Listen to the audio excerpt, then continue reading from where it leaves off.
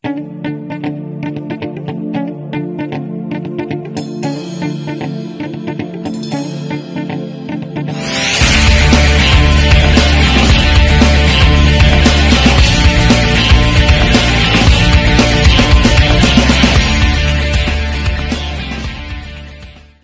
what's up mga katropa? Update tayo sa ating buto ng money tree.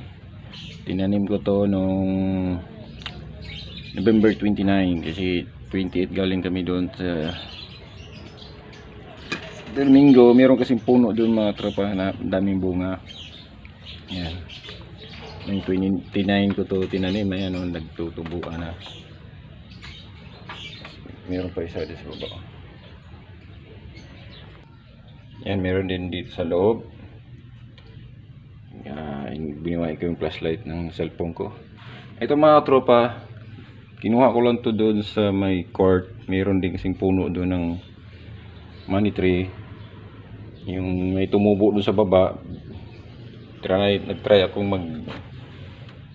magtanggal doon. So, buhay naman siya. 1 month mahigit na to eh. Hindi naman nilaw. Yung ibang dahon lang natanggal, pero ito tuloy-tuloy pa rin yung dahon niya. Ayan. Yung isang nasa baba, dito ko kinuha yun.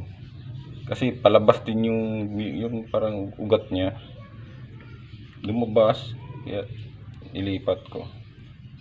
Matigas to nung ano nito mga katrop. Matigas yung lupa niya, pero nabuhay naman siya. Ayan. Ito yun, dito yan sa loob ng bahay. At ito yung kasamahan mga katropa. Ayan. Itong mga buto na to, nakuha ko to sa bubong. Yung mga nabiak na siya, yung mga wala na dun sa mismong bunga. Ayan. So 29 ko to tinanim noong November. So ayan na yung mga tubo niya. Ito matagal na to mga katropa. Ayan. Ito, laki na. Tapos meron tayong tinanim nung dala-dala ko yung mga bunga mismo. Meron ako short video dito nung pagtanim ko. December 2 ko tinanim. Ayun mga tropa, nagtutubuan ako. Nagbibiyak na yung lupa. Ayan o. Marami akong tinanim, mga 10 dito, mga 10. Ito 5 lang to eh, pinagkumpul-kumpul ko ito 5. Tapos dito sa baba mga katropa, 30 yan may git. Meron akong na-search sa YouTube, sabi hindi daw nabubuhay once na hindi kusang nabibiyak yung bunga.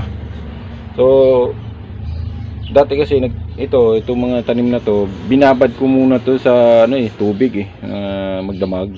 Gabi ko siya babad, tapos kinabukasan ko siya itatanim base dan sa mga na-research ko. Tapos may napanood naman ako, sabi hindi daw nabubuhay once na hindi siya nabibiyak ng kusa. Ito po mga katropa oh.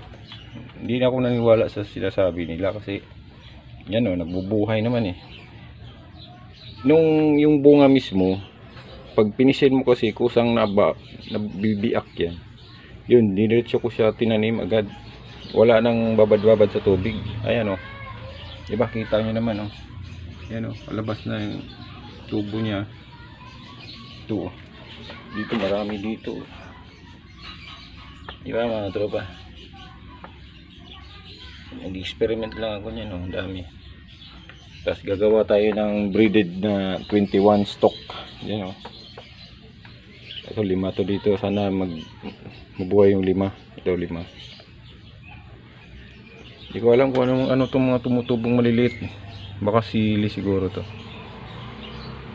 Yan. Ayan mga tropa. Flex ko lang din tong aking balimbing na bonsai. Ilang puno to. Pinagsama-sama ko. Ayan. Kaya ang puno ng balimbing. Ayan, malaki yan. Yun, thanks for watching mga katropa.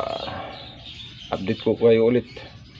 Ito, December to, diba? So, ngayon ay December 7.